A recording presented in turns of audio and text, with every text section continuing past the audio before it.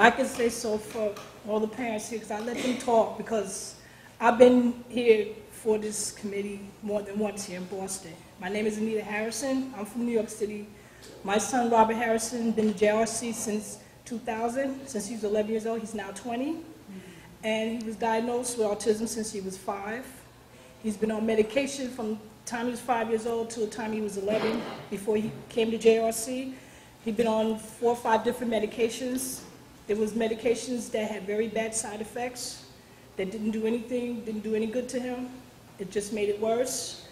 He had a very serious behavior problem. He banged his head. He would punch out windows with his head, with his fists. He would injure me, people out the street. He would run from me.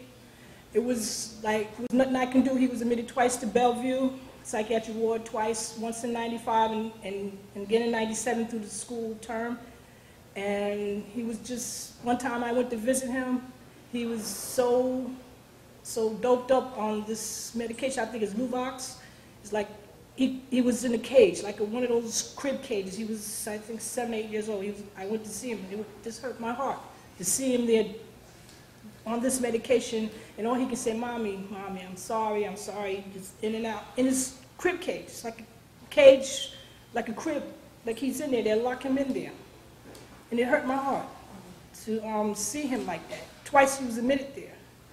So a parent whose son attended JRC recommended me this school. So went through the evaluation and everything. So he was admitted in 2000, and now he's been there 9 years, and I see a lot of change. Yes, he's on the GD device, I believe.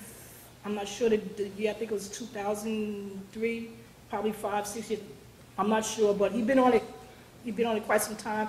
Now it's times that they don't use it on him. Only when he has his episodes, that's the only time they use it. They pinpoint it, and that's it. Sometimes he doesn't have it, and they don't even use it. Sometimes for like months at a time, they don't use it. He comes home on holidays, which I don't, use it on him because it's not allowed in the state of New York. So I could take him out to like trips to the beach, Coney Island, wherever he wants to go. I take him out. I have no problems. He won't run away from me. He'll go wherever he want to go and just have a good time, sit in the movies, everything. So he's progressing. It takes one day at a time, though, but he's been drug-free from that medication now 9 years. Thank you. So he only has 1 more year there? Yes, yes. He turned 21 March 1st.